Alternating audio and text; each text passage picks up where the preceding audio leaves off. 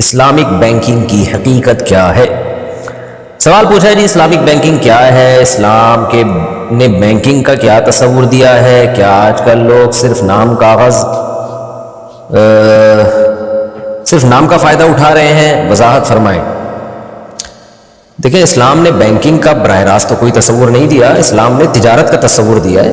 Banking میں بھی business ہوتا ہے، ایک ناجائز بزنس ہے، ایک جائز بزنس ہے۔ تو اسلام نے جائز بزنس بتایا کہ ان کن طریقوں سے ہو سکتا ہے۔ تو عام جو بینکنگ ہے، جو سودی بینکنگ ہے، اس میں لون دیا جاتا ہے، اس پہ آپ سے سود لیا جاتا ہے، یہ خالص حرام ہے، اس پر پوری امت کا اجماع ہے، قرآن میں اس پہ بڑی شدید وعیدیں ہیں۔ یا ایھا الذین آمنوا اتقوا اللہ وذروا ما بقی من الربا، اللہ سے ڈرو اور سودی لین دین کو چھوڑ دو، جو سود باقی ہے اس کو چھوڑ دو۔ فَإِن لَمْ تَفْعَلُوا فَأَذَنُوا بِحَرْبٍ مِّنَ اللَّهِ وَرَسُولِهِ، اگر تم نہیں کرتے تو اللہ اس کے رسول کے تمہارے خلاف اعلان جنگ ہے۔ اسی طرح قرآن میں آتا ہے الَّذِينَ يَأْكُلُونَ الرِّبَا لَا يَقُومُونَ إِلَّا كَمَا يَقُومُ الَّذِي يَتَخَبَّطُهُ الشَّيْطَانُ مِنَ الْمَسِّ، جو سود کھاتے ہیں قیامت کے دن ایسے اٹھیں گے جیسے جن نے کسی کو مدہوش کر دیا ہو نا، بوکھلاہٹ، عذاب ایسا سخت ہوگا، بوکھلائے ہوئے ہوں گے اس عذاب میں۔ تو کیونکہ پوری دنیا میں بینکنگ سود ہی کی بیس پر ہے، تو اس لیے پاکستان میں اس پر آواز اٹھائی گئی بہت زیادہ، ویسے تو دنیا بھر میں آواز اٹھائی گئی، لیکن یہاں جو بر صغیر کے علماء ہیں، انہوں نے بینکنگ کا متبادل پیش کیا، اور اس میں یہاں کے علماء کی بہت بڑی خدمات ہیں، جن میں بنوری ٹاؤن کے علامہ یوسف بنوری رحمۃ اللہ علیہ، اور حضرت مفتی محمد شفیع رحمہ اللہ تعالیٰ جو مفتی اعظم پاکستان تھے، اور مفتی رشید احمد صاحب رحمہ اللہ تعالیٰ جو ہمارے شیخ و مرشد تھے، جامعۃ الرشید کے بانی تھے۔ ان کے علاوہ حضرت مفتی تقی عثمانی صاحب اور مفتی رفیع عثمانی صاحب، ان جیسے بڑے بڑے علاموں نے ایک نظام وضع کیا متبادل۔ حضرت مفتی رشید احمد صاحب کی کتاب جو احسن الفتاوی ہے، اس میں وہ پورا متبادل آلٹرنیٹ کہ سودی بینکنگ کے خلاف اسلامک بینکنگ کے کیا اصول ہوں گے وہ پیش کیا ہے، اس کا بھی مطالعہ اہل علم حضرات کر سکتے ہیں۔ ان اصولوں کی روشنی میں اور بھی دنیا بھر کے علماء اس میں شامل ہوتے رہے، عرب علماء کا بھی بہت بڑا کردار ہے اس میں۔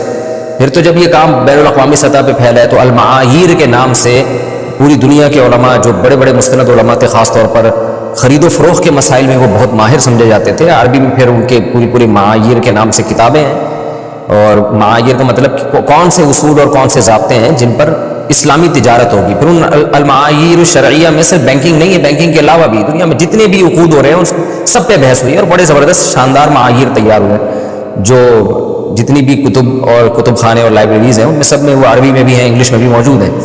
تو بینکنگ ہو یا اور جتنے مالیاتی اداروں سے متعلق یا مالیاتی معاملات سے متعلق معاملات ہیں، وہ سب انہی اصولوں پہ ہوتے ہیں۔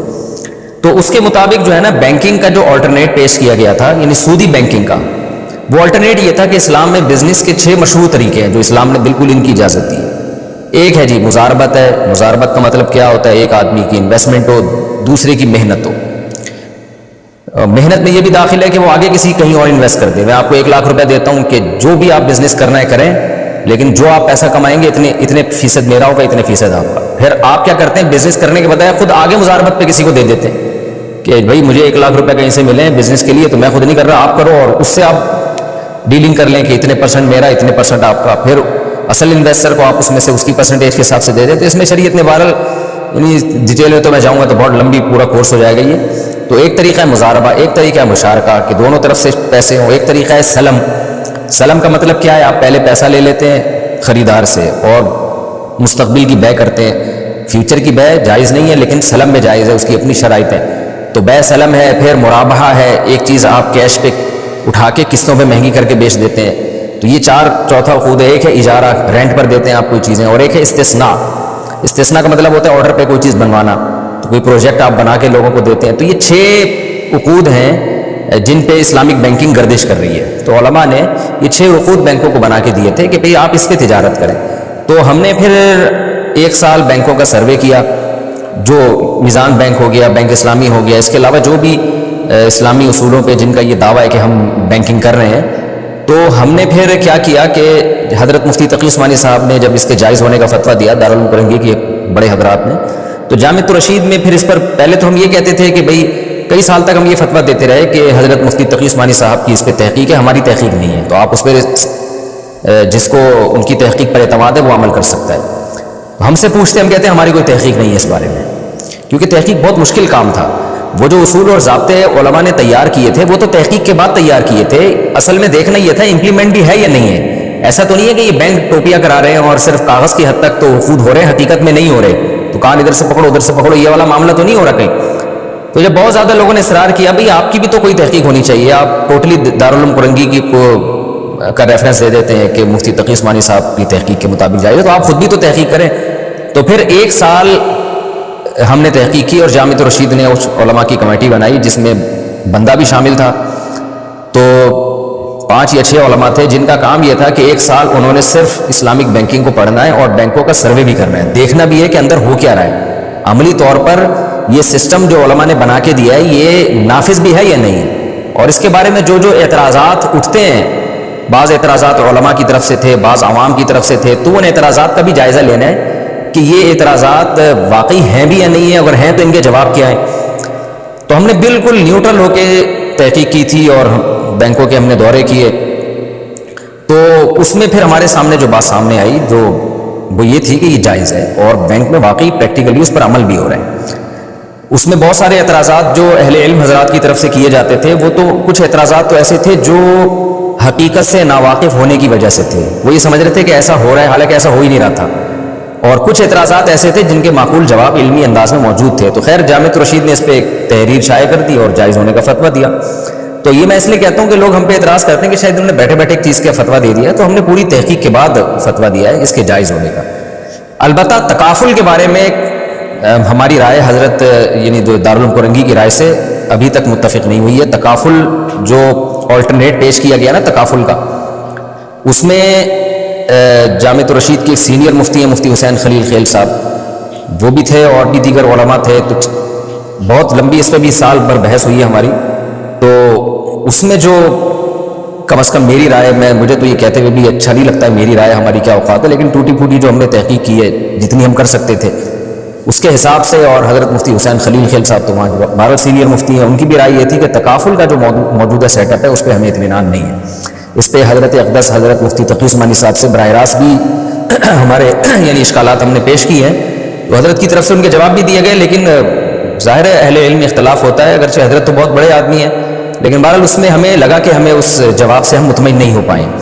تو اس لیے تکافل کے بارے میں ہماری یہی فتویٰ ہے کہ ہمیں اس کے جائز ہونے پر اطمینان نہیں ہے جب تک کہ چند تبدیلیاں نہیں کی جاتی اس کے اندر.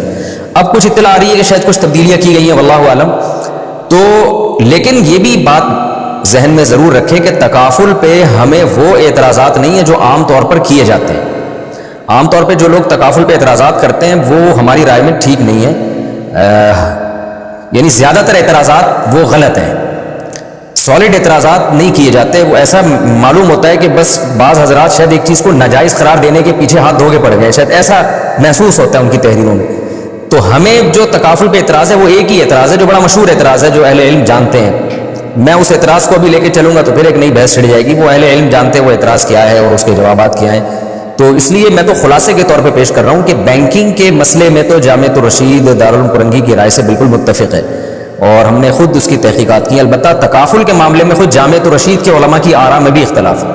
تو حضرت مفتی حسین خلیل خیل صاحب ہیں اور مجھے بھی جو ہے نا جو اطمینان ہے وہ اسی رائے پر ہے جو مفتی حسین خلیل خیل صاحب کی رائے ہے کہ تکافل پر ہمیں تحفظات ہیں.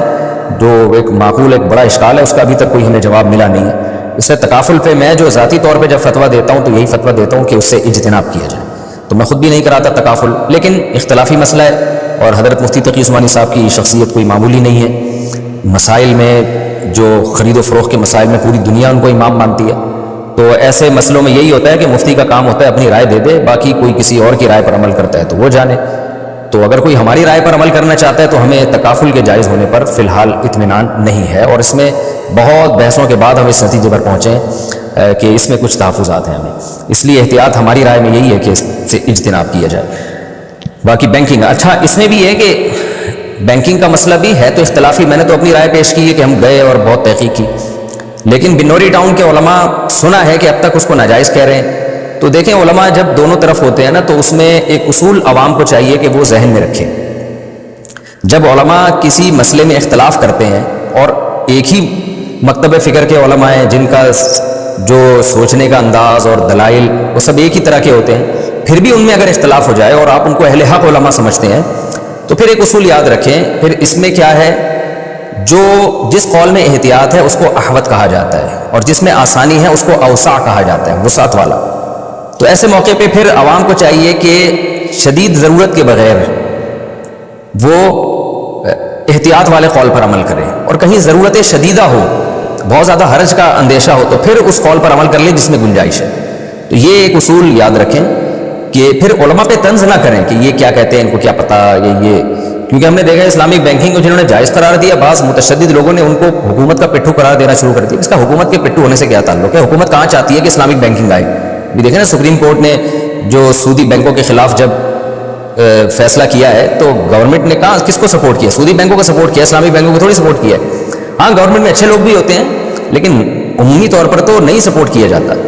تو اسی طرح وہ علماء جو اسلامک بینکنگ کو حرام قرار دیتے ہیں ان کے بارے میں بھی ایسے سخت الفاظ استعمال کرنا کہ ان کو کیا پتہ خرید و فروخت کے معاملات کا، تو یہ بے اعتدالی ہے۔ تو دونوں علماء قابل احترام ہیں ہمارے لیے، ایسے موقع پہ اختلاف ہو تو وہ اختلاف بھی ایک قسم کی رحمت ہوتا ہے، شدید ضرورت ہو تو گنجائش سے فائدہ اٹھائیں، ضرورت نہ ہو تو احتیاط پر عمل کریں۔ عامی آدمی کے لیے یہی ہے۔ ہاں مفتی یا عالم کو جس رائے پر اطمینان ہو دلائل کی قوت کی بیس پر تو وہ پھر اسی رائے پر عمل کرے۔ مجھے تکافل سے آفریں آئی ہیں لیکن میں نہیں گیا، اس لیے کہ میں نے ان سے کہا بھائی ہمیں تو اس کے جائز ہونے پر اطمینان نہیں ہے، لیکن اگر عامی آدمی میں کوئی تکافل کرا رہا ہے حضرت مفتی تقی عثمانی صاحب کا فتویٰ لے کے تو ہم اس کے سر پہ نہیں سوار ہو جاتے، اس لیے کہ وہ ایک ریابل مفتی کے فتوے پر عمل کر رہا ہے، قیامت کے دن اس کے لیے اتنا کافی ہے۔ جب اللہ تعالیٰ اس سے پوچھیں گے تم نے کیوں اس پر عمل کیا، وہ کہہ سکتا ہے اللہ میں تو جاہل تھا، اور تو نے قرآن میں کہا ہے فَاسْأَلُوا أَهْلَ الذِّكْرِ إِن كُنتُمْ لَا تَعْلَمُونَ، اہل ذکر سے پوچھو، اہل علم سے پوچھو اگر تم علم نہیں، تو پوچھا اس لیے جاتا ہے نا کہ عمل کیا جائے۔ تو ایک آدمی نے اہل علم سے پوچھا، انہوں نے فتویٰ دے دیا، وہ اس پر عمل کر رہا ہے، اور اہل علم بھی واقعی اہل علم ہے، اہل حق میں سے بھی ہیں، خالی اہل علم ہونا کافی نہیں ہے، اہل حق میں سے بھی ہونا ضروری ہے، ورنہ بعض اہل علم خواہش پرست ہوتے ہیں، نفس پرست ہوتے ہیں۔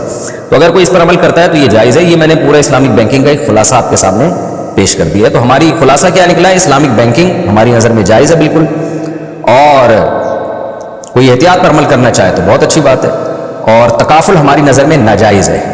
کوئی مجبوری میں حضرت مفتی تقی صاحب کے قول پر عمل کرنا چاہے تو اللہ سے امید کی جائے گی کہ انشاءاللہ اس کو گناہ نہیں ملے گا، لیکن ہم سے کوئی فتویٰ لے گا تو ہماری نظر میں تکافل پر ہمیں اطمینان نہیں ہے، جائز نہیں سمجھتے ہم اس کو۔